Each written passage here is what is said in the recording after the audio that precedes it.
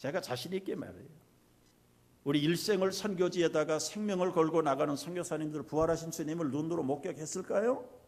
못했어요. 그런데 왜 그들은 그렇게 하는가? 제 고백을 드리면 두 가지 이유 때문에 그렇습니다. 부활하신 주님을 만나지 못했는데, 눈으로 보지는 못했는데 절대로 그 생명이 내 생명이라는 것을 믿어 의심치 않게 된 데는 두 가지 이유가 있어요. 여러분의 이유가 되기를 바랍니다. 첫째는요, 성령 충만해요. 예수를 나의 주님으로 영접하는 순간에 예수의 영이 들어와 계십니다. 하나님의 성령이 우리에게 들어와 계세요. 성령은 어떤 분이십니까? 예수를 증거하기 위하는 영이라고 그랬어요. 예수를 인격적으로 영접할 때는 예수를 증거하는 성령이 우리 안에 들어와 계셔서 영원히 우리와 함께 계심을 믿으시기 바랍니다. 내 안에 계시는 성령님 앞에 나의 부족을 회개하고 그분의 가르치심과 그분의 지시하심과 그분이 기뻐하는 일을 하기 시작하면 성령이 충만해집니다. 예수의 놀라운 생명이 풍성해집니다.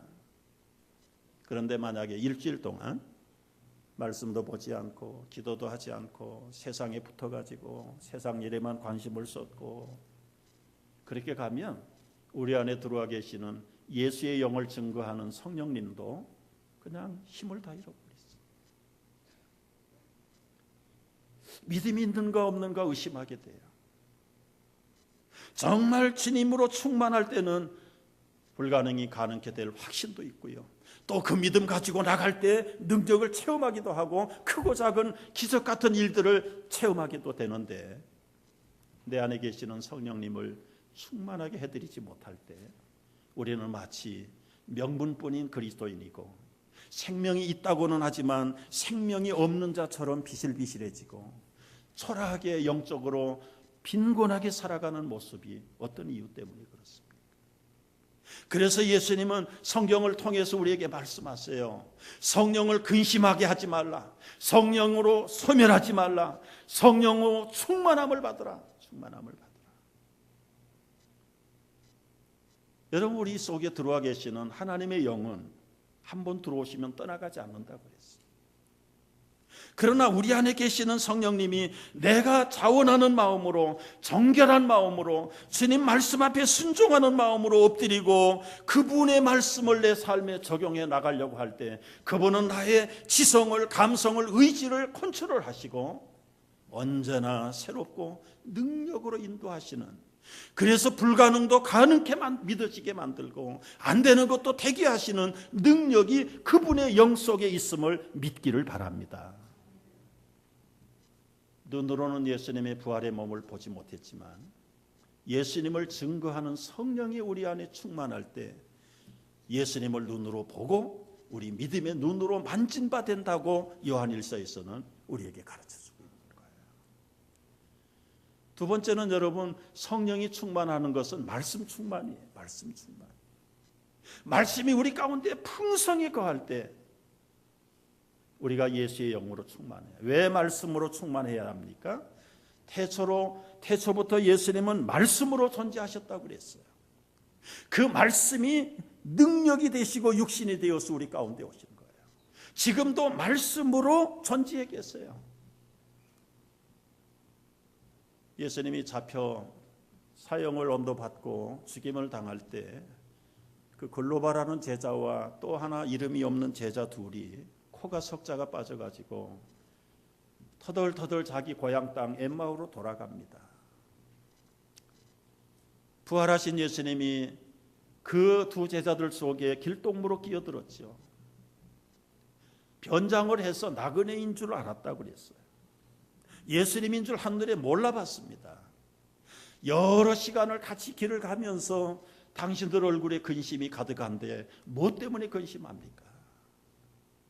아니, 당신은 지금 보안이 우리처럼 예루살렘에서 오는데 며칠 전에 예루살렘에서 일어난 그 센세이션한 뉴스를 듣지 못했어? 그 메시아가 죽었다가 살아났다는 뉴스가 있는데 그런 얘기를 자기들의 입으로 하면서도 그들은 코가 석자가 빠지고 다리가 처져가지고 힘없이 소망 없이 고향 땅으로 낙향하고 있습니다. 그때 예수님이 얼마나 답답했는지 이 선지자들을 통해서 시편을 통해서 말씀하신 것을 더디 믿는 자들아, 더디 믿는 자들아. 그러면서 예수님이 짠 하고 부활의 모습을 보여주는 게 아니에요. 오경에 기록된, 모세에게 기록된 오경과 대선지서, 소선지서, 그러면 여러분 구약성경 전체입니다. 구약성경 전체에 기록된 자기에게 관한 대목들을 꺼내가지고 그 힘일고 고향으로 내려가는 제자들에게 가르쳐준 거예요. 그들은 영문 없이 그냥 듣고만 있다가 해가 져서 저녁 식사 시간이 됐어요. 식당에 들어가서 세 사람이 밥을 먹으려고 하는데 아까 길에서 이 낯선 나그네가 가르쳐준 그 말씀이 그때 이제 깨달아지기 시작하는 거예요. 눈이 열려서 그 앞에 있는 나그네를 보는 순간 부활하신 예수님은 정적을 감추셨습니다. 여러분, 쉽게 설명하면 부활하신 예수님 보여주시면서 이 더디 믿는 사람들아, 나를 좀 봐라. 왜 그렇게 못 믿어? 그렇게 말하면 얼마나 시원할까요? 그런데 예수님은 끝까지 부활하신 모습을 보여주시지 않았어요. 그 대신에 모세와 시편에 그리고 선지서에 기록된 구약의 말씀들을 조목조목 메시아에 대해서, 예수님에 대해서 가르친 부분들을 가르쳤죠.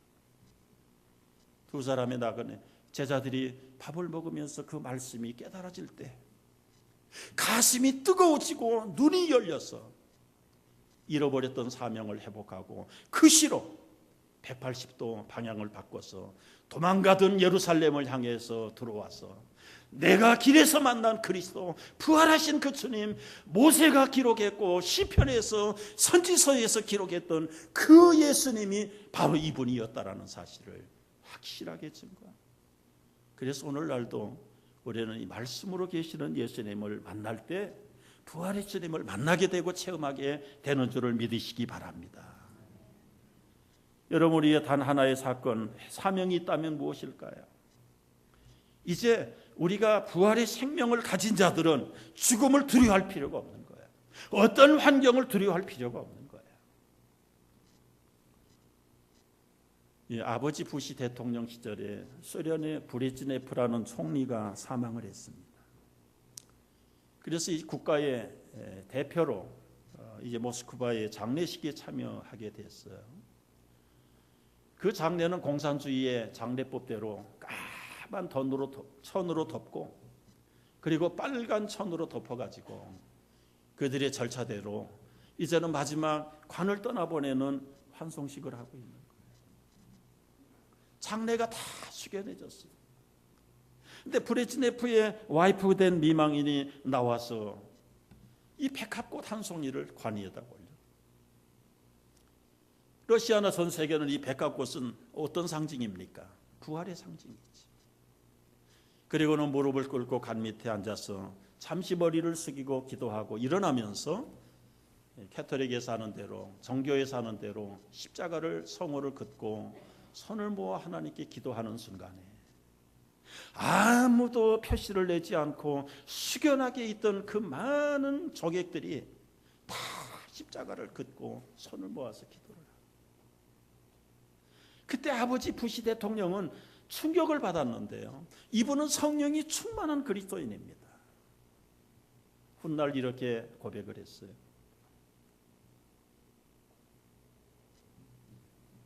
나는 얼어붙은 소련의 땅에 기독교 신앙이 완전히 죽어버린 줄 알았다. 그런데 그 순간 부활의 신앙이 누구라고 말할 것도 없이 저들의 영혼 속에 살아있는 것을 보고 나는 소련에 대해서 절망하지 않는다. 여러분, 포악한 로마의 황제들이 굶주린 사자들을 풀어놓고 불에다가 태우는 화형을 앞에 놓고도, 끓는 기름 가마를 앞에 놓고도 육체는 죽였을런지 모르나 그 그리스도인들 속에 있는 영원히 꺼지지 아니하는 부활의 생명을 빼앗아 갈 수가 없었어요. 그들은 목숨을 두려워하지 않았어요. 왜요? 나를 믿는 자는 죽어도 살겠고 살아서 믿는 자는 영원히 죽지 아니한다. 내가 이것을 믿느냐?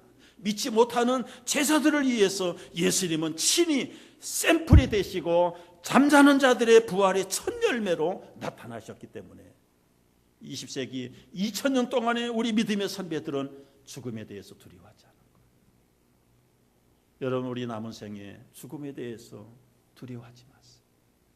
어떤 환경이 있을지라도 환경 앞에 무서워하지 마세요. 기껏 그들이 가져갈 수 있는 것이 있다면 우리 육체의 생명 하나 가져갈 수 있어요. 그러나 예수님 뭐라고 하셨습니까?